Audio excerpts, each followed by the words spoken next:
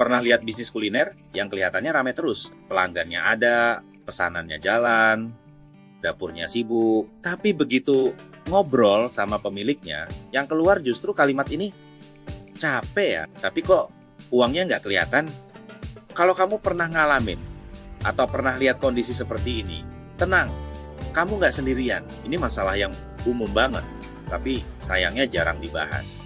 Banyak merasa ini aib, padahal ini cuma tanda ada sesuatu yang perlu kita perbaiki. Di dunia kuliner, rame itu sering bikin kita merasa aman. Selama ada yang beli, kita merasa bisnisnya baik-baik saja. Padahal, rame dan untung itu dua hal yang berbeda.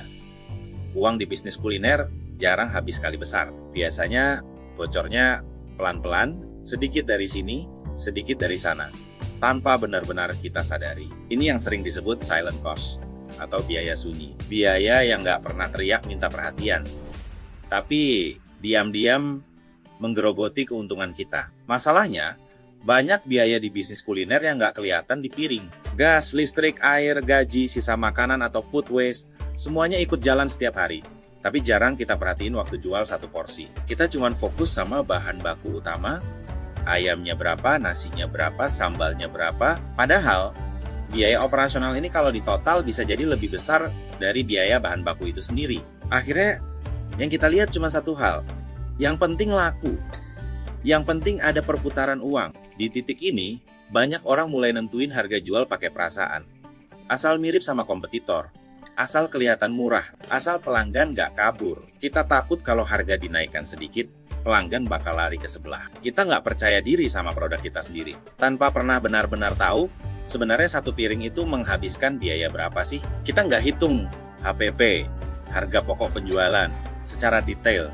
Pokoknya kira-kira untung. Padahal dalam bisnis, kira-kira itu bahaya banget. Waktu bisnis masih kecil, kesalahan ini sering belum terasa. Ruginya mungkin cuma beberapa ribu per porsi, nggak begitu kelihatan. Tapi makin rame, makin capek, makin kelihatan masalahnya. Karena semakin banyak piring yang keluar, semakin besar juga biaya yang ikut dimakan. Kalau rugi Rp1.000 per porsi dan sehari laku 100 porsi, artinya kita rugi 100.000 setiap hari, sebulan 3 juta. Angka yang tadinya kecil, tiba-tiba jadi besar saat bisnis kita tumbuh.